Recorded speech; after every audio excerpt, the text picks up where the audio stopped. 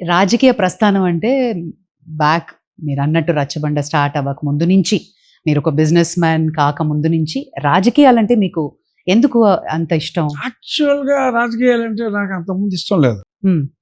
ఇప్పుడు వచ్చాం కాబట్టి ఇష్టం ఉండి వచ్చామని అందరూ అనుకుంటారు. బట్ నిజంగా నాకు అస్సల రాజకీయాల మీద ధ్యాస లేదు. బట్ మా ఫ్యామిలీ బ్యాక్‌గ్రౌండ్ వచ్చి in a way it's a political family.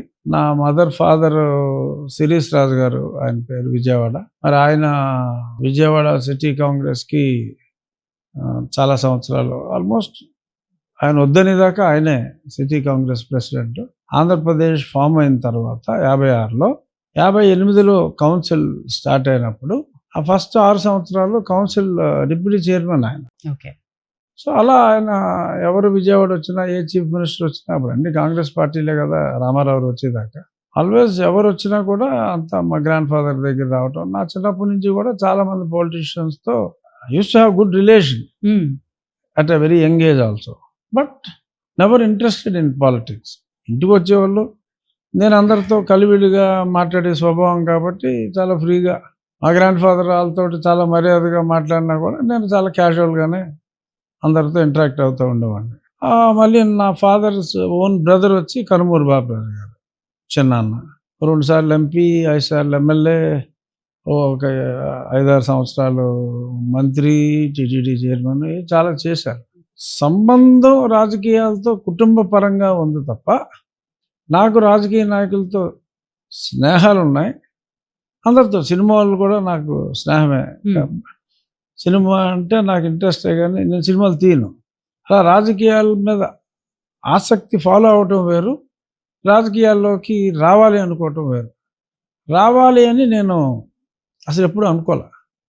యాక్సిడెంటల్‌గా యాదృచ్ఛికం అన్నట్టుగా. రాజశేఖర రెడ్డి గారు చనిపోయిన తర్వాత అప్పుడు జగన్మోహన్ రెడ్డికి నాకు ఉన్న గుడ్ రిలేషన్ మీద ఈ మరీ అన్యాయం చేస్తున్నారు ఈ కేసులు ఇవన్నీ అని అప్పుడు 2012లో ఏదో మాటల్లో అనుకోకుండా తనతో మాట్లాడటం, అలా రాజకీయాల్లోకి అనుకోకుండా రావటం. బట్ నాకు 14లో పోటీ చేసే అవకాశం రాలా. నాకు అతనికి నాకు 3 నెలల్లోనే గొడవ వచ్చింది. మనం అనుకున్నాం, వచ్చేసా. సరే అప్పుడు బీజేపీ వాళ్ళు జాయిన్ అవ్వాలని చెప్పి కిషన్ రెడ్డి గారు తీసుకెళ్లారు. రాజ్నాథ్ సింగ్ గారు నాకు అప్పటికే పరిచయం బాగా. సో జాయిన్ చేసి కండువా వేస్తే అలా రాజకీయాల్లోకి ఎంటర్ అయ్యాం.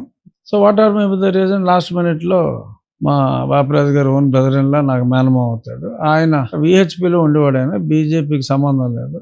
ఏయో కొన్ని కుటుంబం తర్వాత ఏవో ఉంటాయి కదా కలహాలు. నేను క్యాండిడేట్ అయ్యేటప్పటికి ఆయన ఆర్ఎస్ఎస్లో ఆయనకున్న ఇన్ఫ్లుయెన్స్ అంతా వాడి సీట్ ఇవ్వకపోతే ఆత్మహత్య చేసుకుంటాను అనేదాకా వెళ్ళిపోయి సీట్ తీసుకున్నాడు ఆయన.